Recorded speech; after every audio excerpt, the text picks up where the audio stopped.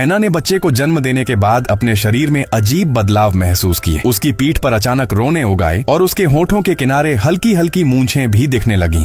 दांत भी पहले से तेज और नुकीले हो गए थे। शुरू में उसने इन सब बातों पर ज्यादा ध्यान नहीं दिया, लेकिन एक घटना ने उसकी सोच बदल दी। एक दिन वह अपने बेटे के साथ पार्क में खेल रही थी, तभी कुछ छोटे कुत्ते अचानक उसके चारों ओर आ गए। हैना को देखकर वे इतने ज्यादा उत्साहित हो गए मानो अपनी ही किसी साथी को पहचान लिया हो। हैना ने इस बारे में ज्यादा नहीं सोचा, लेकिन एक दिन उसके शरीर पर एक अजीब सा फोड़ा उभर आया। उसने सुई से उसे फोड़ा और हैरानी की बात यह थी कि उसमें से लगभग 30 सेंटीमीटर लंबा रेशेदार पदार्थ निकला। इसी के साथ उसकी सूंघने की शक्ति भी बहुत तेज हो गई थी। वह अब साधारण चीजों में भी कई तरह की खुशबुएं अलग अलग पहचान सकती थी, जैसे एक साधारण चीज से भी 8 तरह के मसालों की खुशबू निकाल सकती थी। अब हैना को शक होने लगा कि कहीं वह सचमुच कुत्ते में तो नहीं बदल रही है, जैसे उसकी माँ के साथ हुआ था। उसे याद आया कि बचपन में उसने अपनी माँ को आधी रात को एक जानवर में बदलते देखा था और फिर वह रात के अंधेरे में गायब हो गई थी। उसी रात घर के बाहर अचानक कुत्तों के भौंकने की आवाजें आने लगी। हैना बाहर निकली तो वही पार्क वाले छोटे कुत्ते वहाँ मौजूद थे। पहले तो उसे लगा कि ये कुत्ते खेलने आए हैं, लेकिन जल्द ही उसे अजीब सा एहसास हुआ। वह इस सब को सपना समझकर बेटे से मजाक करने लगी। तभी उसका बेटा एक मरी हुई चूहिया को लेकर घर में घुस आया। हैना दौड़ती हुई दरवाजे तक गई तो देखा कि वहाँ जानवरों की लाशों का ढेर लगा हुआ था। इस वक्त उसे समझ में आ गया कि बीती रात जो कुछ भी हुआ था वह सपना नहीं था। ये जानवर वही थे जिन्हें वह और वे कुत्ते मिलकर पकड़ कर लाए थे। हैना कभी एक शानदार कलाकार और एक आर्ट गैलरी की मालिक थी, लेकिन बेटे के जन्म के बाद उसने अपना करियर छोड़ दिया था ताकि पूरी तरह बेटे की परवरिश कर सके। घर का सारा खर्च अब केवल उसके पति के ऊपर था, जो महीने में बस कुछ दिन ही घर आता था। बाकी समय वह बाहर रहता था। धीरे धीरे हैना का शरीर भी बदलने लगा। उसकी ऊर्जा खत्म होने लगी, आंखों में चमक गायब हो गई। एक दिन जब बेटे की स्कूल मीटिंग में वह गई तो उसने देखा कि बाकी माएं भी उसी की तरह थीं। बच्चों के सामने हंसती हुई, लेकिन अकेले में थकी और मायूस। उसका पति जो जब तब घर आता था बस बातें करता कि वह मदद करेगा, लेकिन हकीकत में हैना को ही सब कुछ करना पड़ता था। एक दिन उसने देखा कि उसका पति मोबाइल खेल रहा है और बेटे को बाथटब में अकेला छोड़ दिया है। गुस्से में हैना ने तौलिया उसके चेहरे पर फेंक मारी। हैना की जिंदगी